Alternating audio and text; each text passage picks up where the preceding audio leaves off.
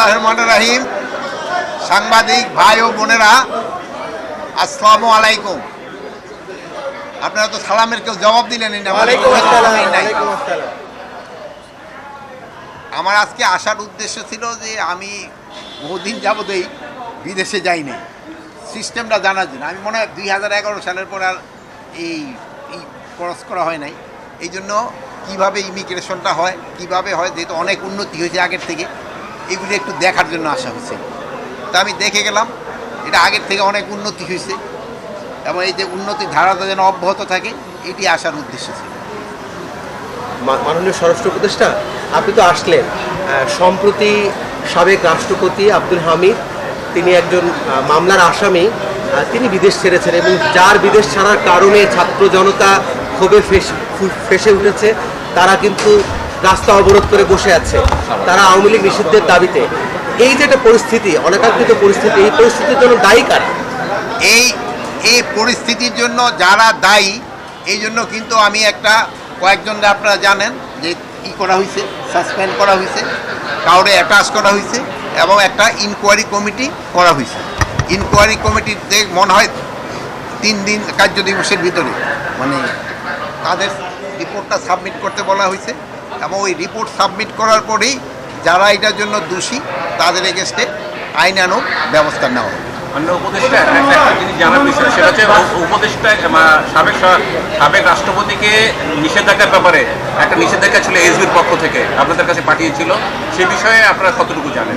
আমাদের কাছে এরকম কোনো নিষেধাজ্ঞা পাঠাইছে কিনা আমি জানি না। এটা বিভিন্ন মিডিয়ায় ছাপা হয়েছে। বিভিন্ন মিডিয়ায় তো অনেক সময় ভাই আপনি অনেক কথা একটা শোনেন, অনেক কথা বলেন, কিন্তু আমার কাছে এই ব্যাপারে কোনো কিছু নাই। আপনি যেহেতু বললেন, আমি আবার ইনভেস্টিগেশন করি। কিশোরগড় থেকে এসপি অফিস থেকে যদি স্বরাষ্ট্র মন্ত্রণালয়ে কোনো কাগজ পাঠাইছে আমার জানা নাই।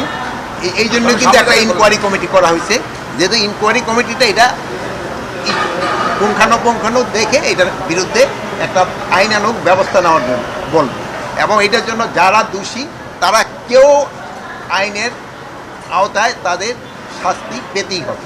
ইন্টারপোলের মাধ্যমে শেখ হাসিনাকে ফেরত আনার কথা বলা হচ্ছিল।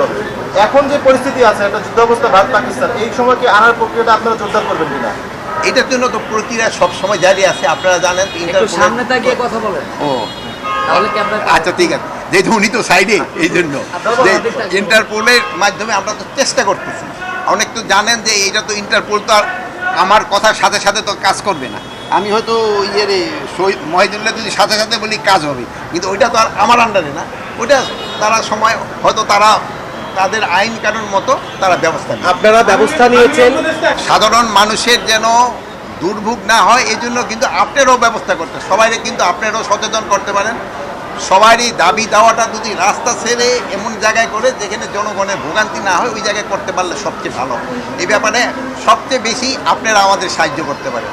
আপনারা যদি জনগণকে সচেতন করেন এবং যারা তাদের দাবি দেওয়াগুলি আমি অযৌক্তিক কারো বলবো না, তাদের যদি যৌক্তিক দাবি থাকে প্রপার জায়গায় করলে সবচেয়ে ভালো। এখন দেখছেন যে তারা কিন্তু প্রথমে এক জায়গায় যেখানে বলার পরে তারা কিন্তু শিফট করে গেছে অন্য জায়গায়। এখন ওই জায়গায় তো কিছুটা জনভোগান্তি হচ্ছে, তারপরে ওনারা কিন্তু ওই অ্যাম্বুলেন্স এবং গাড়ি ঠাড়ি যাওয়ার জন্য কিন্তু এরা সুযোগ করে দিচ্ছে।